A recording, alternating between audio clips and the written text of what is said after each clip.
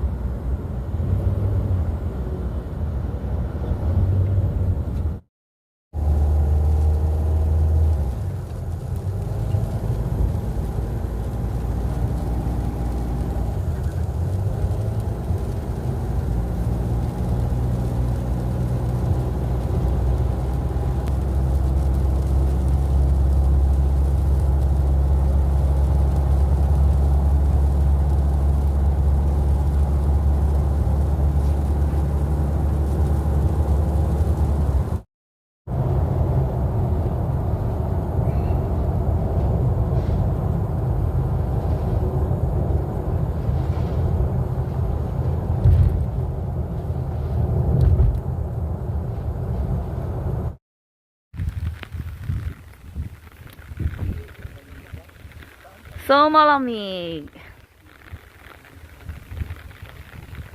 Ang lamig-lamig.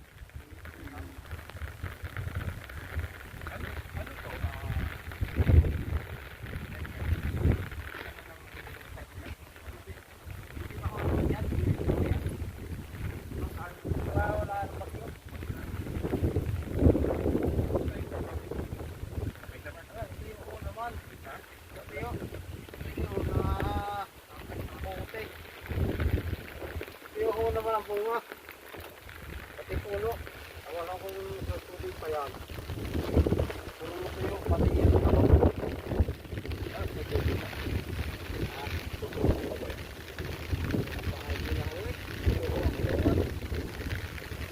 Ano ang tanim mo, kuya?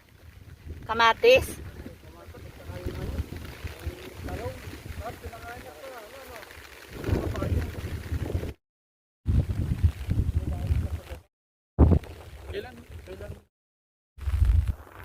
So marami na po tayong kuha ng mga cherry tomato. Naging cherry tomato ang mga kamatis ni Kuya Elmer. nalagyan ko din makuha ko din Sige, sige po. Ang lamig. Ano, namumuti si Kuya Elmer. Noong nakaraang buwan? Basa na yung ano ko. Pants ko, wag papasok ko dyan. Lalamigin na ako sa sasakyan, kuya. baka ng tomato sauce Sa spaghetti, no? Kamatis po, 5 piso na lang ang kilo, pero kayo ang mamumuti. 5 piso na lang po, pero kayo ang mamumuti. Walang signal dito. Hina na signal. Dito? Kayo po ang mamumuti. Ang dami, oh. Yes. Nakakarami na si Kuya Elmer. Nakakarami na si Kuya Elmer.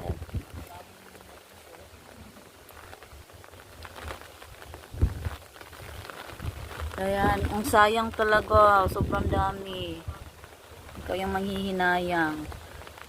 Mahal ng kilo ng kamatis sa palengke. 50 kilos. Yun. So, namumuti kami dito. Lamig! So, meron na tayong nakuha. Marami-rami na. So, nilalagay ko po sa jacket yung sa akin. Tapos sila kuya nandun. So, sayang kasi. Sobrang sayang yung mga kamatis. Hindi na siya na ano kasi hindi daw na ano sa init. Hindi na siya lumaki. So, talagang lugi. Kawawa ang mga farmers natin. Lugi sila sa puhunan. Diba, mangunguha pa rin tayo nang dadalhin natin sa Maynila. So, ayan. Wala na siyang cherry tomato. Matamis siya, tinikman ko po.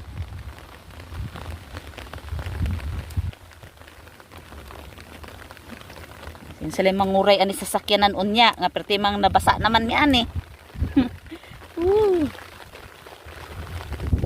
panghinayang.